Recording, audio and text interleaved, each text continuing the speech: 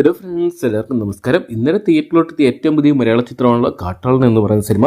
ബക്രീദ് ദിനത്തിൽ തിയേറ്ററിലോട്ടെത്തിയ ചിത്രത്തിൽ മികച്ച അഭിപ്രായങ്ങൾ സ്വന്തമാക്കാൻ സാധിച്ചിട്ടുണ്ടെങ്കിലും വലിയ രീതിയിലുള്ള ഒരു കളക്ഷൻ സ്വന്തമാക്കാൻ സാധിച്ചാൽ നമുക്ക് വീഡിയോ ഭാഗത്ത് പരിശോധിക്കാം. വീഡിയോ ആദ്യമായിട്ട് കാണുന്ന സുഹൃത്തുക്കളാണെങ്കിൽ ഏറ്റവും ലേറ്റസ്റ്റ് സിനിമാ വിശേഷങ്ങൾ അറിയാൻ വേണ്ടി ഇപ്പോൾ തന്നെ ചാനൽ സബ്സ്ക്രൈബ് ചെയ്ത് വെക്കുക.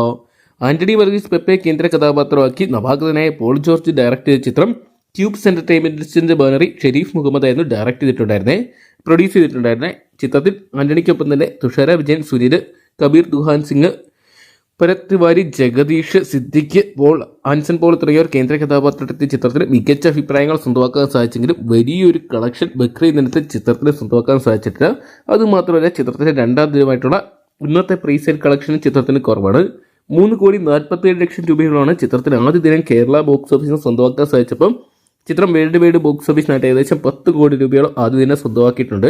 ഒരു പെപ്പെ ചിത്രത്തിന് ലഭിക്കുന്ന ഏറ്റവും നല്ലൊരു തുകയാണെങ്കിലും മികച്ച അഭിപ്രായങ്ങൾ സ്വന്തമാക്കിയ ചിത്രത്തിന് ഒരുപക്ഷെ 18+ സർട്ടിഫിക്കറ്റ് ഉള്ളതുകൊണ്ടാണോ എന്ന് അറിയത്തില്ല, ബുക്കിംഗ് രണ്ടാം ദിനത്തിലോട്ട് എത്തിയപ്പോൾ ബുക്കിംഗ് ഒരു കുറഞ്ഞൊരു കാഴ്ചയാണ് കാണാൻ സാധിക്കുന്നത്. ഒരുപക്ഷെ മികച്ച അഭിപ്രായങ്ങൾ സ്വന്തമാക്കിയ ചിത്രം ശനി ഞായർ ദിവസങ്ങളിൽ കത്തിക്കാനുള്ള എല്ലാ സാധ്യതകളുണ്ട്. എന്നൊക്കെയാണ് നമുക്ക് കാത്തിരിക്കാൻ ചിത്രത്തിന്റെ വരും ദിവസങ്ങളിലെ കളക്ഷൻ റിപ്പോർട്ടുകൾക്കായിട്ട്.